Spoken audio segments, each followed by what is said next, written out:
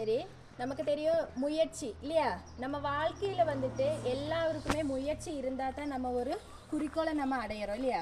அதை பற்றியான ஒரு கதை சொல்லித்தரேன். ஒரு குருவி வந்துட்டு ஒரு குளத்துக்கு பக்கத்தில் ஒரு மரத்துக்கடியில் கூடு கட்டி வாழ்ந்து வந்துச்சு.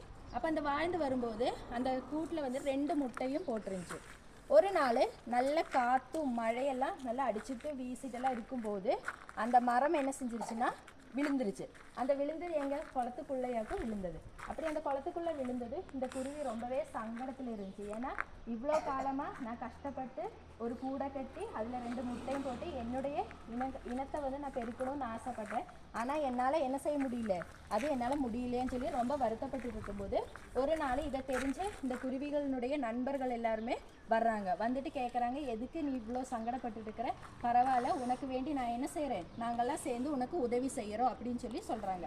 அப்போ அதை கேட்ட குருவிக்கு கொஞ்சம் ஒரு சமாதானம் கிடைச்சிட்டு இந்த எல்லா குருவிகளும் சேர்ந்து அந்த குளத்தில் இருக்கக்கூடிய தண்ணியெல்லாம் என்ன செய்கிறாங்கன்னா வத்தி எடுக்கிறாங்க. அதை எப்படியாச்சும் வத்திச்சு அதை நல்ல முறையில் அந்த முட்டையும் அந்த கூடையும் காப்பாற்றணுங்கிறது அவங்களுக்கு இருந்துச்சு. அப்படி அவங்க நீண்ட நாள் அவங்களுடைய முயற்சினால் அந்த கூடையும் அந்த முட்டையும் அவங்க திருப்பி எடுத்துட்டாங்க.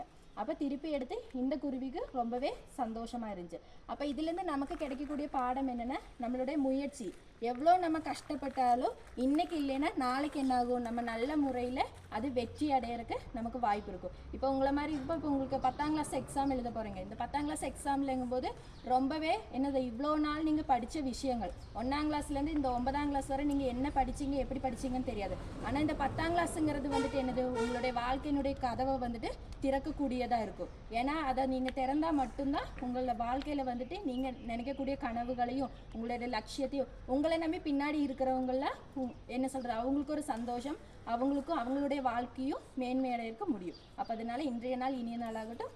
நன்றி, வணக்கம்.